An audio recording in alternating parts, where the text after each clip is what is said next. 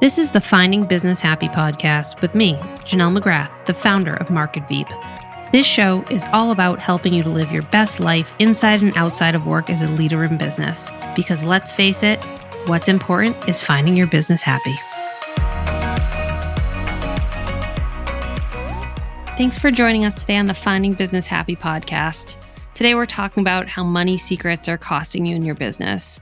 And as we all know, sometimes money can be the barrier between being stuck where you are or breaking through the next level. And whether that is having or not having a budget, using it properly, hidden revenue, or even misaligned goals, all of which influence your growth trajectory. These 4 common secrets have helped us get clients to the next level, and we're sharing them today. So the first one we come across often is not having clear reporting between your tools, like things like ads into a CRM like HubSpot to be able to see which channels drive the most ROI.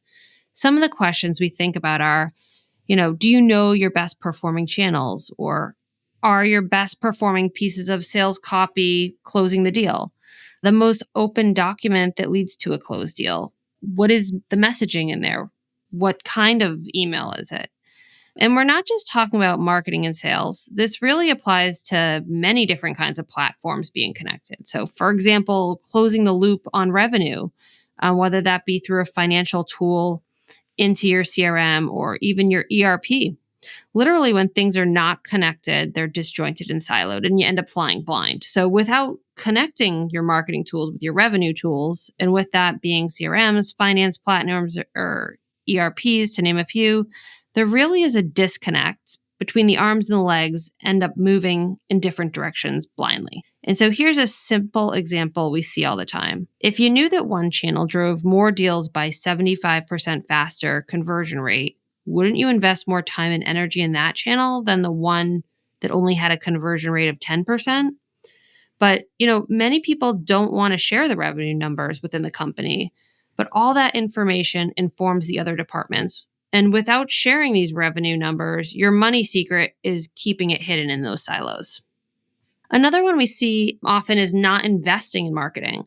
So we have prospects come in and really have zero budget. They have no internal marketing team, but they want to grow by 150% or many times even more than that. And they only want to spend a couple $1,000s. And so I wish it was, but unfortunately, it's just not possible to reach those kinds of goals. And so the old adage is, you get what you pay for, or it takes money to make money. It speaks the truth to some degree. So your investment goals should match your growth goals. The amount of money invested should be measured by not just short, quick wins, but looking at long-term investment to growth. You would never measure an HR department strictly on a number of hires, but when you measure that department, you look at the whole picture of longevity amongst many other important KPIs. You would not use an HR department for a couple of months and then never use them the rest of the year. It is something that is constant and it needs care and attention. And marketing is really no different. If you strictly only measure marketing by number of leads, you're missing out on what we would consider the full picture. So marketing helps push leads through nurture campaigns, creates automations, lead scoring, builds new campaigns, tests, supports sales enablement activities, and so many other components that contribute to the overall company health. And a buying cycle is very rarely a straight line to click and buy, unless we're talking about Amazon.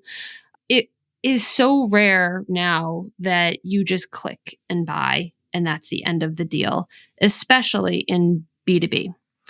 And so the other component to consider is where you're starting in the process. Some people come in and have zero marketing, have never run an ad, have no marketing person, no email campaigns, have unsegmented lists, no sales process documented, and even sometimes zero lead lists. So literally starting with zero leads in a CRM, nobody in there to nurture.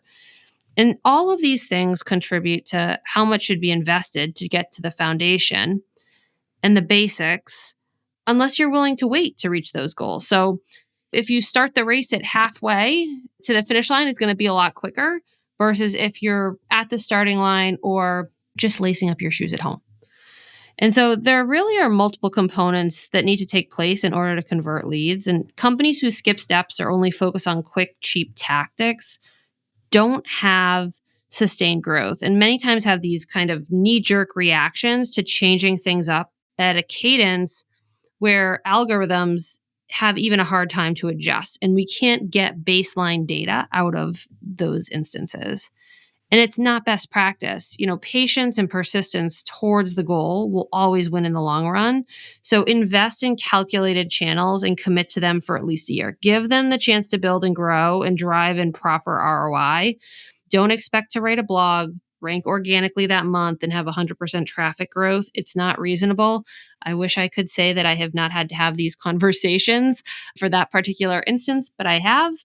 And, that being said, everyone has budgets, margins, even bumper lanes, right? That we all kind of need to stay within. And I'm by no means saying throw budget to the wind, but that your goal should really match your budget. So if you have a modest growth goal, be realistic about the budget needed to get there. Set incremental, micro goals, but stay the course for that long-term big win growth. Another money secret that costs companies is spending without the data to back it. So we had a company inquire about a new website, what we would call a full blow up, new navigation, new content, new page layouts, migration into a new CMS, a new theme, the works. And they came in, they were all excited. They said, we want to do all of this wonderful stuff, and we have a $75,000 budget for the whole project. And in theory, it sounds great, right? They're willing to invest. Check. Has budget. Check. Knows what they want and what the result should be. Check. But when we asked them the next question, they really looked at it like we were crazy. And we said, do you have data that backs the changes that you're looking to make? Are you running a tool like Hotjar or Crazy Egg to see real user data behind how these proposed changes will kind of impact your existing inquiries? Mind you, the only source that the sales team was using currently to get leads. And their answer was, nope, we have none. This is just kind of our gut and our feeling of what we want the aesthetic to look like. And so when the heat map was actually overlaid, do you know what happened was that new navigation that they were looking to build out and replace the old one with, almost 90% of that traffic was going to just 2 pages on their site, direct from that main homepage navigation, both which had originally been on the map to be removed. And so talk about tanking SEO if those pages were removed, or what do you think would have happened to their sales team? I would imagine they would have been pretty frustrated and upset, understandably. And so in this case, it wasn't just about having the money to make those changes, but making sure the decisions you make with budget are informed by real data, user data, sales data, marketing data, as much data as you can get your hands on. And so the more informed you can be by closing the loop on your data, the better your end result will be at the end of the day. And so if you ever experienced this or have a colleague struggling, please share this episode in the resources section. I'll make sure to drop some of our tools and help articles in there. One of the toughest money secrets that's costing you probably is if you're using old school channels without the ability to measure. So we've had companies who have, say, for the last decade, spent on traditional marketing channels, and now they're starting to switch to digital. And that historical growth of their company has solely relied on things like trade shows, print, postcards, and online magazines. And we ask, them when they come in, what is the ROI that you've seen by each channel? And they're really very, very rarely able to say a specific revenue number. And what their answer usually is around brand awareness. We can't put our finger on it, but we've done this forever. We know that it gets our name out, but there's really no KPI or measurement associated to it. And so some of the budgets can be anywhere from $50,000 to up over $100,000 a year spent on these traditional methods, but there's no ROI attached, yet they continue to run them. And mostly just because it's what they've always done. And so when COVID happened, we saw a massive influx in businesses shifting from once, what we would consider only boots on the ground over to digital. The lockdown changed everything. No more trade shows, no more door knocking, and no one picking up their mail or even their faxes in some cases daily. So it made traditional selling channels not only challenging, but obsolete, and forced a whole new level of openness to try new ways to get the job done.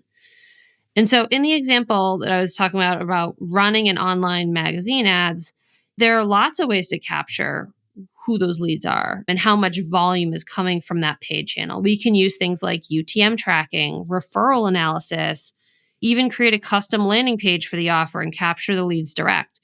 And so without running them to a landing page or even like a HubSpot form, you leave yourself relying only on the online publication for leads and also importantly, the analytics, right? We've had people show a list of just names from the publication, no emails associated to those names. So their salespeople had to attempt to match up that name to somebody that was in an industry that they might have had multiple people with that name in. Or we've had a random number given to them and say, this is the total number of traffic that this ad on our publication drove to your website, but not a single name.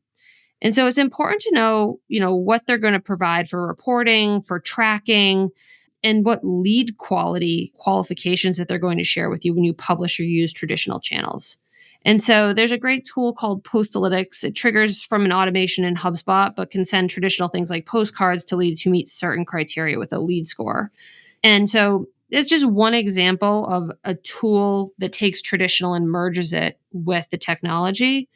But the rule of thumb is use connections and tools that leverage these kind of old school traditional methods, but don't let us have the blind spots and don't blindly spend on these channels that can't be measured.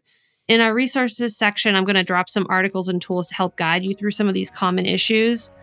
I hope uncovering some of these common money secrets and revenue hidden in corners will help you get peace of mind and find your business happy. Until next time, thanks for listening to the Finding Business Happy podcast. Thank you for listening to Finding Business Happy with me, Janelle McGrath, the founder of Market Veep. If you want a roadmap to finding and keeping your business happy, download our free guide now at marketveep.com/happy.